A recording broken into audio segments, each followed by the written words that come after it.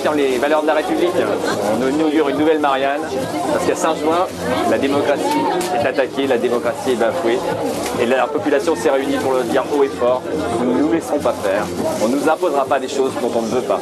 On veut nous imposer une zone industrielle gazière, une société qui s'appelle Poeo, dont le patron est Charles Becbédé. Et Charles Becbédé veut veut détruire notre littoral, veut déplacer des zones Natura 2000. Et donc suite à toutes les agressions qu'on a subies ces dernières années, ça nous a donné une force. On démontre aujourd'hui, non, on ne se laissera pas faire.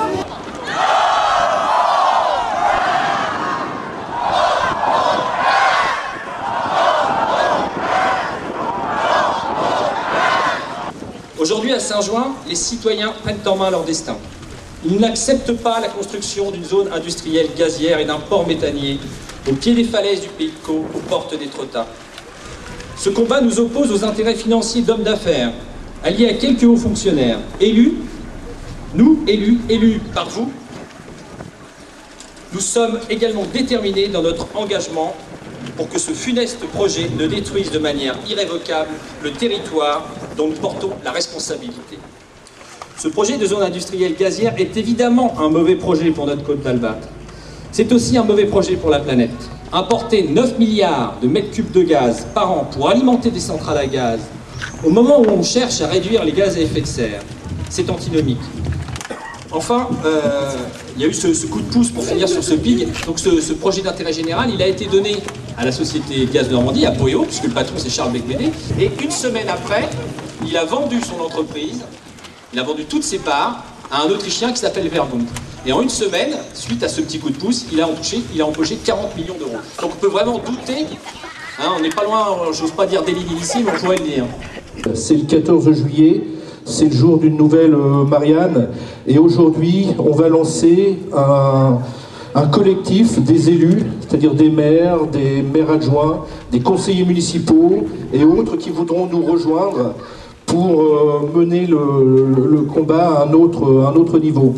Et dire encore la fierté, et ce lien encore qui nous unit cette année, la fierté de pouvoir dresser ce pavillon bleu sur nos plages, que ce soit à Étretat et à Saint-Jouin.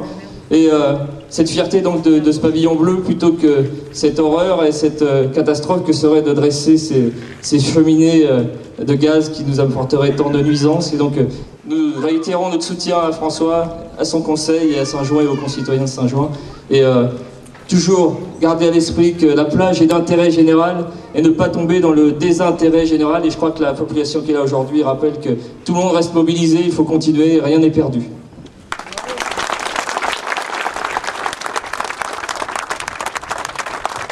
J'en appelle à la sagesse.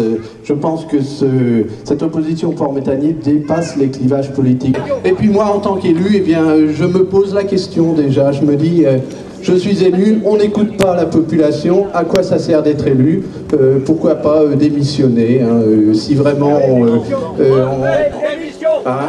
si on va pas jusqu'au bout, eh bien, si eux vont jusqu'au bout, eh bien, à quoi on sert dans ce cas-là si on n'écoute pas la population? Voilà.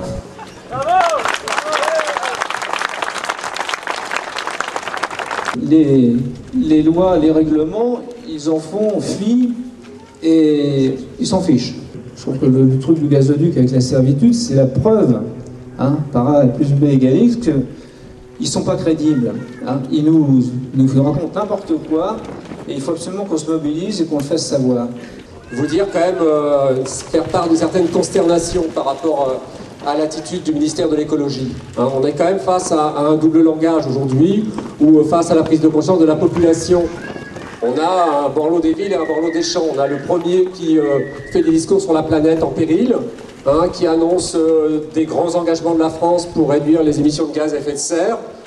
Et puis on a le Borloo des champs, qui effectivement, j'allais dire ferme les yeux, ferme pas les yeux, autorise une installation dont on sait que la conséquence va être de nouveau la surconsommation d'énergie, la surproduction d'énergie, dans une région, quand même, faut-il le dire, qui est gavée de surproduction d'énergie, qui souffre de la surproduction d'énergie, hein, dans ses modes de vie, pour ses paysages, pour ses territoires. Donc là, il y a quand même quelque chose qui va pas. Je crois que ça porte atteinte à la crédibilité, hein, de tous les grands engagements et de tous les grands discours qui peuvent être faits en faveur du développement durable. Et j'ai envie de dire, c'est la même chose par rapport à Natura 2000. Hein. On a quelque chose qui gêne, et par rapport à une décision qui est prise, comme vous l'avez, François l'a longuement expliqué, hein, dans des cénacles très réduits, pas du tout transparents, pas du tout démocratiques. Une décision est prise et elle va s'appliquer. Et puis s'il faut pour ça charcuter Natura 2000, eh ben, on va charcuter Natura 2000, de la même façon qu'on ne tient pas compte de la vie de la population et des élus. C'est un grand monsieur, je le disais, il a été résistant. Je ne vais pas faire toute sa vie parce qu'il a une vie très remplie. Il a été co-rédacteur de la Déclaration universelle des droits de l'homme. Et c'est un monsieur qui a une humanité, une gentillesse et un sourire qui vous invite à l'écouter. On vous objecte, on vous dit avec un port méthanier, ça va créer des tas